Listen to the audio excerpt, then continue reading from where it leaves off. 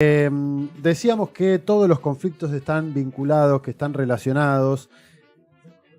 Y esta semana pasó algo importante, interesante. En el programa hemos hablado en más de una ocasión de alguna de las reflexiones que ha venido haciendo el filósofo ruso Alexander Dugin,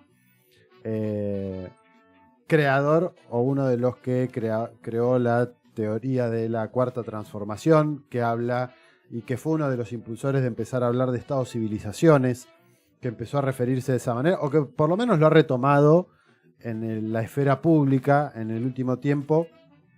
Y esta semana en Rusia pasó que sucedió un encuentro importante en el marco de estas discusiones en términos más filosóficos, prácticos.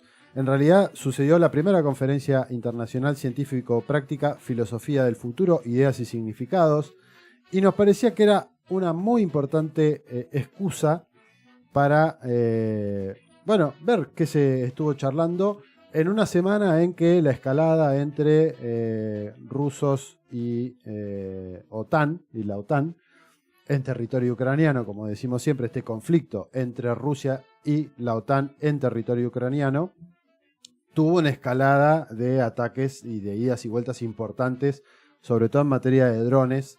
Se vio uno de los mayores ataques con drones ucranianos a territorio ruso y una respuesta rusa muy contundente en Kiev y distintas regiones de las cercanías de la capital ucraniana. Y para charlar un poco de todo esto, estamos en comunicación con Carlos Mamani Aliaga, colega, amigo, ya hemos charlado en varias oportunidades, peruano, pero que vive en Moscú y que tiene la gentileza de estar conectados para charlar con nosotros un ratito. Él desde Moscú, nosotros aquí en la República Argentina. Carlos, muy buenas tardes para vos. Muy buenos días aquí, diríamos. De este lado, Nicolás, Miranda, Claudia y Viviana, te saludamos. ¿Cómo va? Ahí me dice que aparece el micrófono apagado. Bueno, se fue la llamada. Vamos a volver a llamar. Es que está muy lejos, está en Rusia. Está muy lejos. Y allá no debe hacer tanto frío como acá ahora. Allá deben estar en Siberia hace menos frío que acá. Con un tema más templadito. Sí, en Siberia no sé, pero en Moscú deben estar mejor que nosotros seguramente. Y ahora debe ser... Ahí voy a buscar. Ahora debe ser verano. 19 grados. Claro, es re primavera, bien, hermoso, verano. Hermoso. Es verano, pero bueno, hace un frío igual, porque claro. 19 grados en verano no es una temperatura tampoco hermosísima. Está lindo. Está bien, pero es una temperatura agradable. Para, ¿y en Siberia? ¿Alguien buscó? Sé, qué sé yo. Carlos, a ver si recuperamos ahora sí. Nicolás, Miranda, Claudia y Viviana de este lado. ¿Cómo va? Hola, ¿qué tal Nicolás, Viviana, Miranda y a toda la audiencia, por supuesto, de tu espacio? Una vez más agradecido por la convocatoria y claro, acá estamos para poder desde Moscú en un verano, como bien mencionaban, no tan caluroso, ¿no? Que estamos pasando y que nada, sobre los últimos acontecimientos académicos intelectuales y los hechos geopolíticos en torno al conflicto en Ucrania, en la OTAN y Rusia. Bueno, a ver, Carlos decía recién esta primera conferencia internacional que se realizó esta semana sobre filosofía del futuro, ideas y significados. Una breve síntesis, alguna mención me parece importante porque también es importante hablar de ideas en un contexto como este, en el que está transformándose y de una manera, la verdad que muy rápida, cómo se van moviendo las placas tectónicas, valga la redundancia con lo que hablábamos al principio del programa sobre Venezuela, respecto de el orden internacional, los intereses, la geopolítica. Bueno, nada, algunas palabras, alguna reflexión respecto de lo que se estuvo charlando en esta conferencia.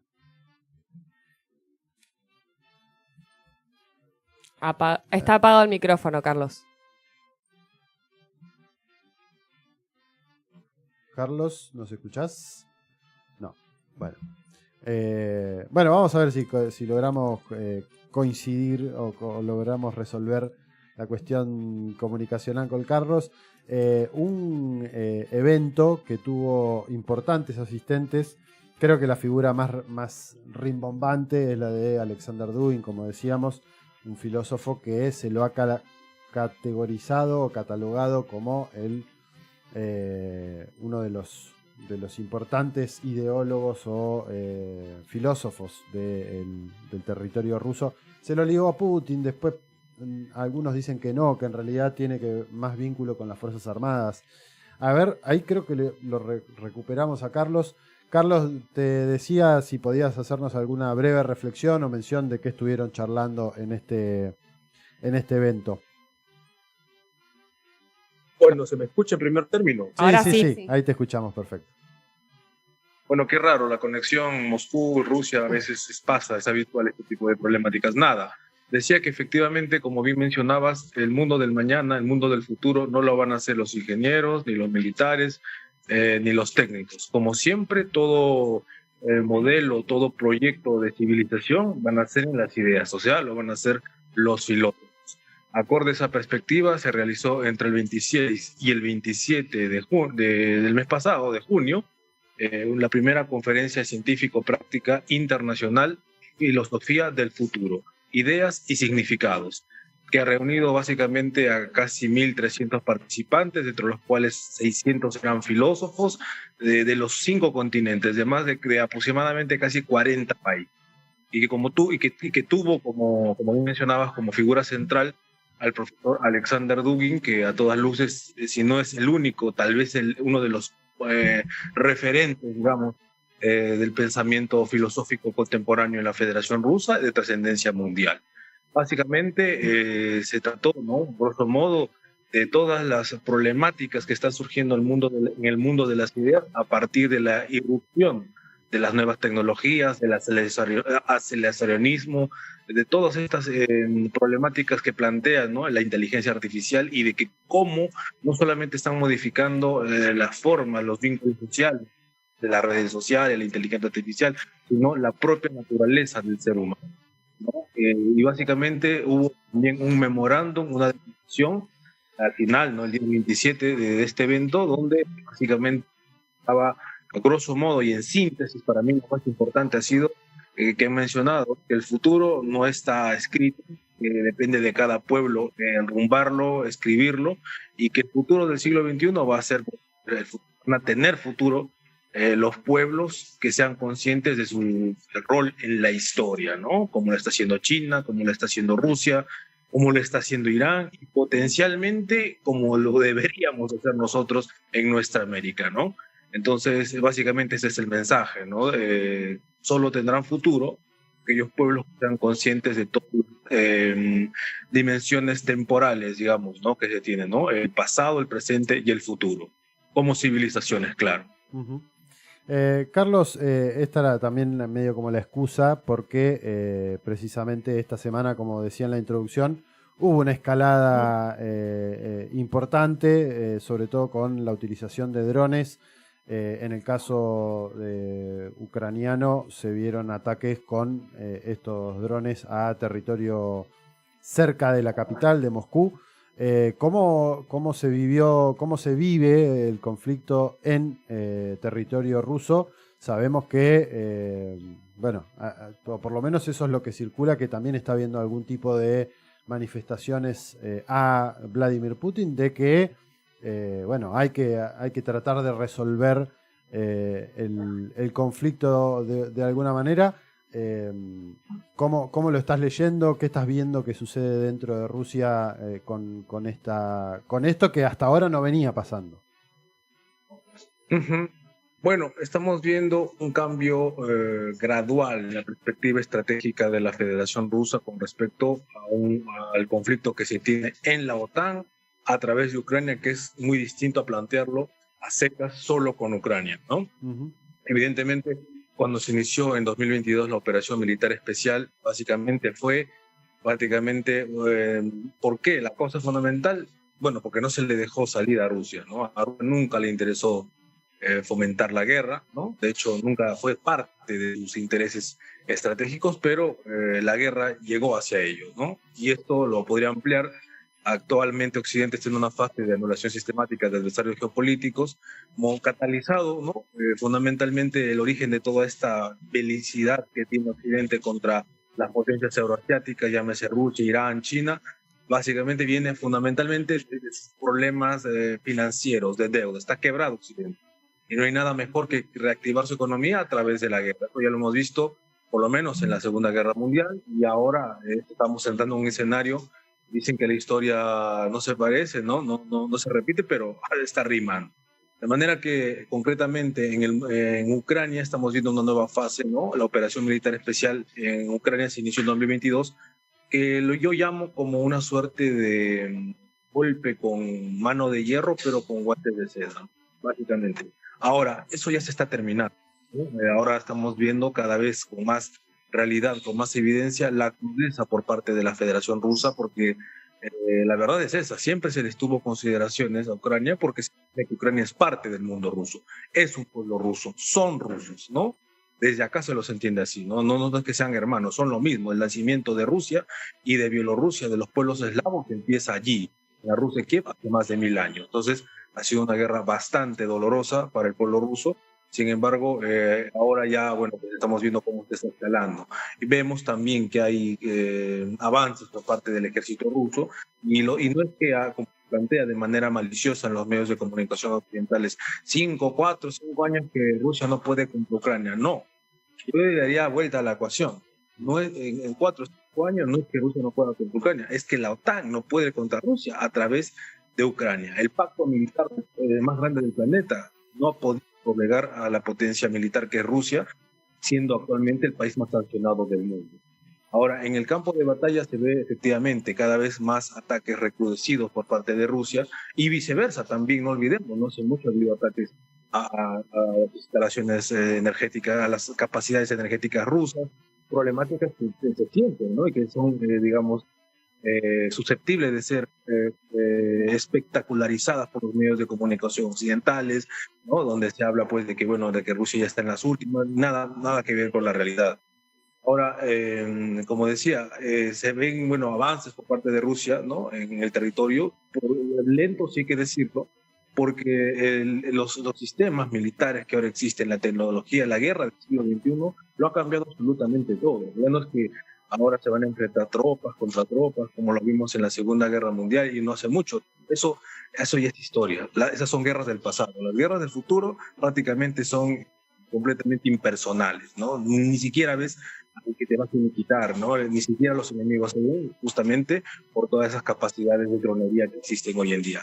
Y bueno, sí, lo último que se sabe es que ha habido avances por parte de Rusia, pero yo soy, digamos, un tanto pesimista en el sentido de que esto no va a definir mucho, ¿no? Dado que el conflicto no es solo en Ucrania, está más allá de Ucrania, está ya prácticamente en la OTAN, en la Unión Europea, ¿no? Desde acá, a veces no se dice esto en los medios occidentales, pero hay presión por parte de la población o sectores estratégicos de la población, militares, políticos, diplomáticos, que exigen mayor contundencia, no solo con Ucrania, porque se entiende que Ucrania es un instrumento, no es un ideólogo, no es el autor intelectual de todo lo que se está viendo, de todo lo que se ha visto. Es Inglaterra, es Londres, básicamente, que manipula a la Unión Europea y que la balanza contra Rusia, ¿no? Acá se entiende así, esa es la lectura que se tiene. Entonces se plantean ellos, ¿no?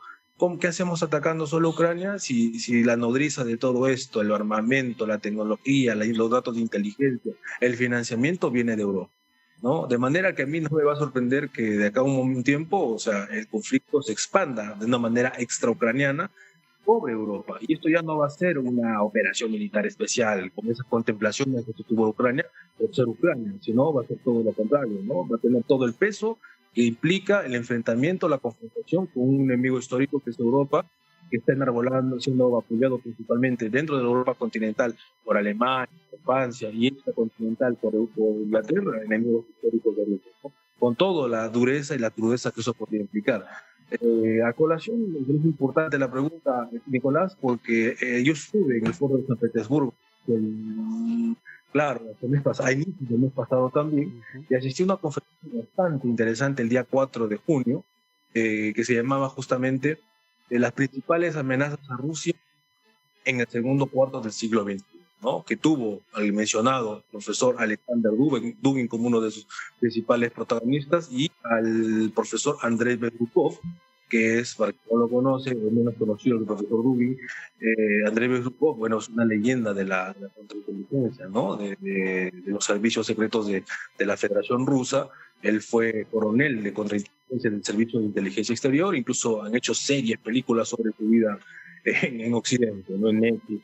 Bueno, básicamente y en síntesis, ellos dijeron que primordialmente que Rusia se está enfrentando a una serie múltiple de amenazas de naturaleza híbrida multidimensional, y que no van a parar y que se van a seguir convivir con una guerra existencial, estructural contra Occidente de años, incluso décadas. O sea que, por eso reitero, ¿no? Yo tan optimista no puedo ser, ¿no? ¿Por qué? Porque yo entiendo, igual que la gente estratégica no entiende, el conflicto ya rebasó hace rato lo que es Ucrania. Entonces, si no se pone coto a la nodriza, bueno, esto va a seguir fomentándose, ¿no? De manera que, bueno, esos son los escenarios, no son los que se plantean. A mí no me va a sorprender cuando un día amanezcamos y veamos que el conflicto ya desbordó las fronteras ucranianas, porque efectivamente Europa no entiende, ha perdido todo el miedo a una potencia nuclear como es Rusia, e incluso hay la llamada línea dura encabezada, cristalizada intelectualmente por Sergei Karaganov, que menciona justamente restablecer el miedo, de restablecer la disuasión estratégica nuclear a través del uso de armas nucleares, empezando por armas nucleares tácticas, para empezar. Así estamos, Nicolás. Carlos, obviamente habrá que seguir de cerca qué es lo que vaya sucediendo, y te consultaremos como fuente directa por estar viviendo allí en Moscú, y cada vez que lo hemos charlado por la claridad que tenés a la hora de explicarlo. Gracias por estos minutos que nos regalaste. Obviamente vamos a estar al pendiente a ver cómo va evolucionando. Ojalá no se llegue a ese punto, ojalá no se llegue a una confrontación más grande y que los europeos terminen de entender bueno, cómo sus presiones ya no son efectivas, y muy probablemente lo que terminen conquistando, si siguen pinchando a Rusia, es que el enfrentamiento sea aún mayor y sea más doloroso, no solamente para el pueblo ruso, sino para el resto de la humanidad, probablemente. Así que gracias por estos minutos. Gracias a ti, Nicolás, y gracias a todo tu equipo, a toda tu audiencia, y por supuesto, siempre hay que estar atentos, y los escenarios son múltiples, así que hay que barajarlos todos, por más adversos que sean. Gracias. Carlos, abrazo grande. Charlábamos con Carlos Mamani, analista peruano, pero que vive en Moscú.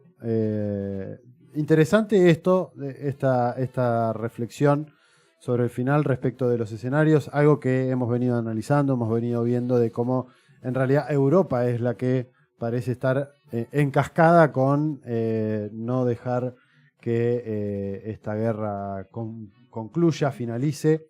Sería esto lo hemos venido diciendo hace rato, sería una gran derrota para Occidente, o es una gran derrota para Occidente el conflicto en Ucrania, al igual que lo que es el conflicto en Irán. Y por eso también es difícil que esos conflictos se cierren, efectivamente. Sí, sobre todo porque, la Unión Europea, bajo la dirección de la ex ministra de Defensa alemana, Ursula von der Leyen, está proporcionando hoy a Ucrania una ayuda de 90.000 millones de euros. Es una cifra altísima, teniendo en cuenta que veníamos viendo un escenario en el que la guerra, por lo menos, parecía haberse acabado. Hace 2 años estamos diciendo que esta guerra está terminada, ¿no? Precisamente por esto que mencionaba Carlos recién, y que tiene que ver con que, la OTAN no pudo doblegar a Rusia. Ucrania estaba quedando completamente destrozada, los daños, materiales, más allá, por supuesto, de la pérdida de vidas y de todo lo que implica una guerra, también iba a ser muy costosa la reconstrucción de Ucrania. Y en ese marco, la necesidad que tiene Ucrania, Europa particularmente, de seguir demostrando. Pero yo creo que ya lo de Europa es un manotazo de ahogado en un contexto de... venimos charlando también hace muchos meses de lo desdibujada que está Europa del mapa. Una Europa que pasó de ser uno de los grandes actores del mundo a no pinchar y cortar ninguna tela en casi ningún conflicto. Eso me parece que la deja muy desdibujada y Ucrania sigue siendo el manotazo ahogado para decir, bueno, tenemos algo de lo que agarrarnos para hacer valer nuestro poderío y en realidad lo único que vemos es una Europa que se humilla y se sigue humillando ante la potencia militar Rusia, bueno, que ha respondido con mucho carácter a estos ataques, digo, a civiles rusos, digo, lo que sucedió en esa universidad en Lugansk, donde se asesinó a 21 chicos, muchos de ellos adolescentes, digo. Hay algunas cuestiones que después los medios occidentales, por supuesto, intentan tapar, pero bueno, me parece que hay una cuestión bastante evidente y que tiene que ver con que, bueno, es una guerra que está terminada hace por lo menos ya varios meses. Bueno, así todo Europa no da su brazo a torcer porque recién hubo una reunión, ¿no? De la cumbre, una cumbre de la OTAN en Ankara, en Turquía. ¿Y qué prometieron los estados europeos? Prometieron invertir más dinero en temas bélicos por presión de Donald Trump. Él les estaba criticando que no invierten lo suficiente. Bueno, al menos Alemania prometió y dijo que va a invertir más dinero en la guerra. Sí, la cuestión también está, digo, después de toda esta inversión que está haciendo Europa para seguir fogoneando el conflicto contra Rusia, o sea, ¿qué capacidad tiene Europa después volver a poner de pie a Ucrania? O sea, digo, ¿con qué capacidad hace como una Europa totalmente endeudada?